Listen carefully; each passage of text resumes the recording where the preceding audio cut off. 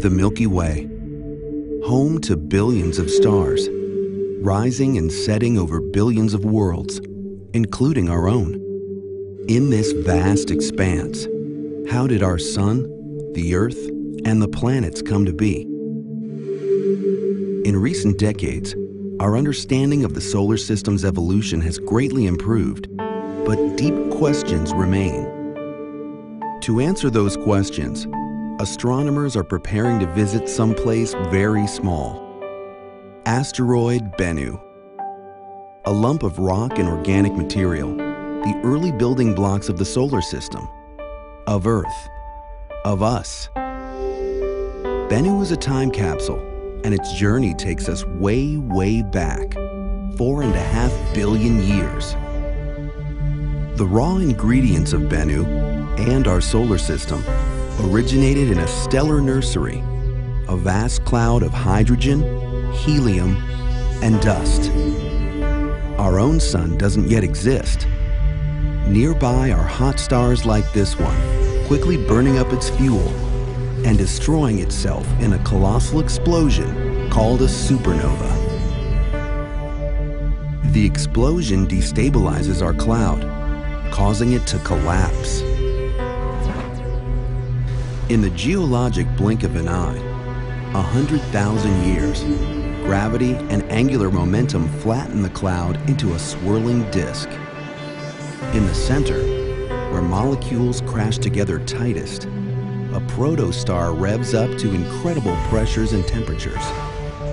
Deep within the disk, clumps of dust not much larger than a grain of wheat are flash heated into droplets of molten rock, called chondrules. The source of this heat remains a mystery.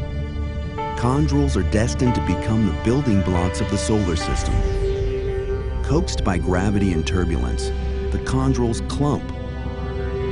They grow into the first asteroids, into mountains, into planets. The asteroids are rubble piles of rock, metal, ice, and organics. This large asteroid is the parent body of Bennu, a protoplanet whose size we can only guess. Closer to the protostar, a planet begins to form. And then, dawn in the solar system.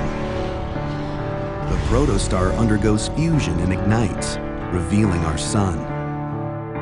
But the solar system is far from finished.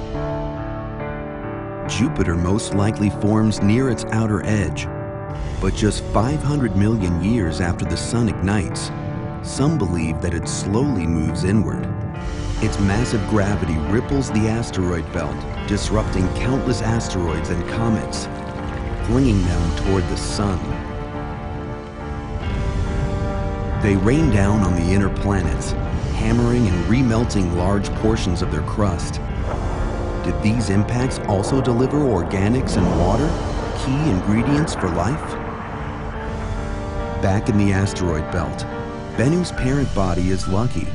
It survives this period of heavy bombardment. The solar system cools and calms. Jupiter and its many moons assume the orbits that we see today. Billions of years of quiet follow, more or less. Then a billion years ago, one theory suggests a collision shatters the protoplanet.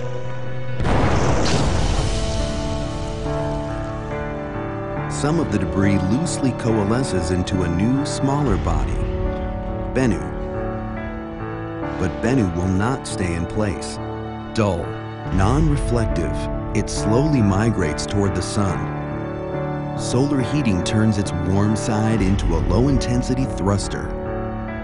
Through millions of years, Bennu's orbit gradually tightens until it interacts with Saturn's gravity, altering its trajectory and hurling it into the inner solar system.